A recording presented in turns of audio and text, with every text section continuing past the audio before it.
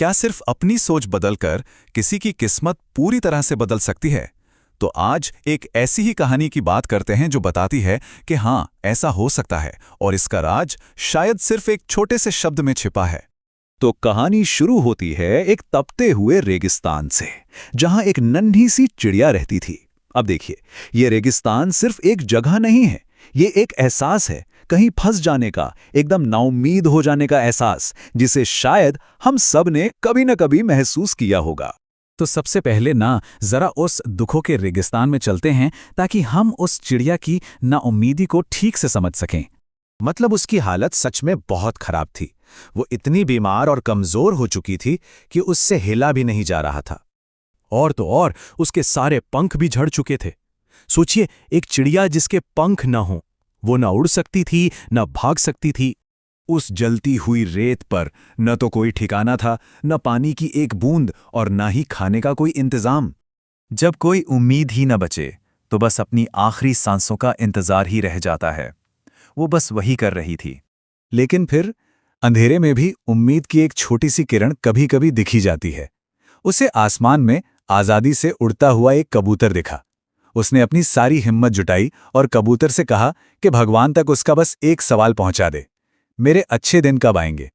अब यहां से कहानी में एक ऐसा मोड़ आता है ना, जिसके किसी ने कल्पना भी नहीं की थी। चिड़िया की उस अर्जी का जवाब तो आया, लेकिन वो जवाब बिल्कुल वैसा नहीं था जैसा कोई सोच सकता था। तो कबूतर स्वर्ग पहुंचा और उसने एक देवदूत को उस चिड़िया की पूरी कहानी सुनाई। उसकी हालत सुनकर देवदूत ने जवाब ढूंढने के लिए भाग्य की वो बड़ी किताब खोली, और किताब देखकर जो जवाब मिला वो दिल तोड़ने वाला था। 10 साल। उस चिड़िया की किस्मत में अभी पूरे 10 साल की तकलीफें और लिखी थीं। ऐसा लगा जैसे बचने का कोई रास्ता ही नहीं है।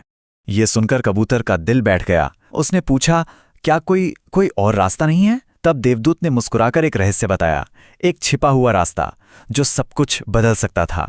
तो आखिर किस्मत को पलट देने वाला ये रहस्य था क्या?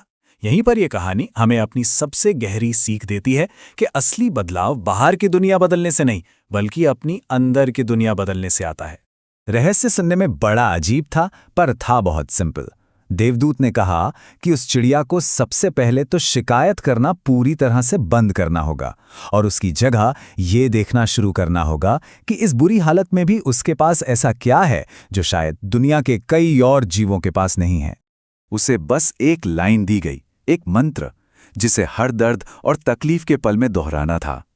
ये दुख जताने से शुक्रिया करने की तरफ एक बहुत बड़ा कदम था।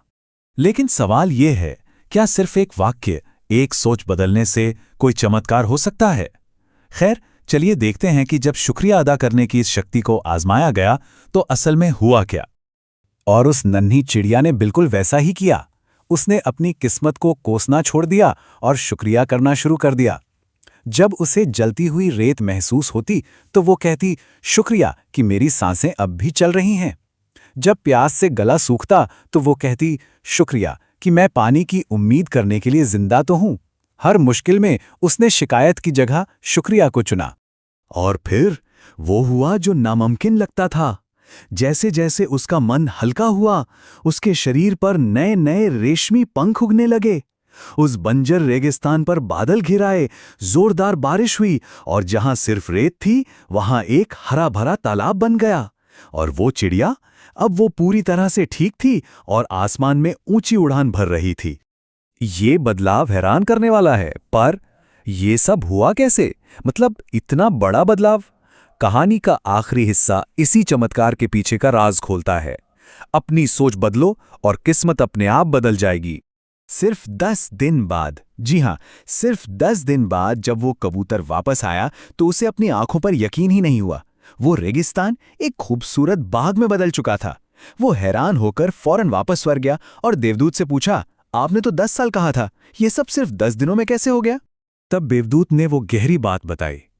उसने समझाया, हाँ, उसके भाग्य में 10 साल का दुख था, लेकिन उसका शुक्रिया अदा करना, उसकी वो कृतज्ञता, वो एक आग बन गई जिसने उसके सारे कर्मों के बोझ को ही जलाकर खत्म कर दिया। तो देखिए, बात बहुत सीधी है। शिकायत हमारी जिंदगी पर एक बोझ की तरह है जो हमें नीचे खींचता है, और शुक्रिया वो पंखों की तरह है जो इस बोझ को हल्का कर देता है और जिंदगी का सफर आसान बना देता है। ये कहानी ना हम सब के लिए एक आईने जैसी है। हम कितनी बार ये सोचते हैं कि हमारे पास क्या क्या नहीं है, लेकिन अगर एक पल रुककर देखें तो शायद एहसास हो कि जिन चीज़ों को हम रोज़ की बात मानकर चलते हैं, हमारी सेहत, हमारे अपने या सिर्फ जिंदा होना, वही चीज़ें लाखों लोगों का सबसे बड़ा सपना है। उस चिड़िया की तरह हम सब हर दिन एक चुनाव करते हैं। तो सवाल ये नहीं कि उस चिड़िया ने क्या चुना, सवाल ये है कि हम सब आज क्या गिनना चुनेंगे, अपनी कमियां या अपनी नेमतें।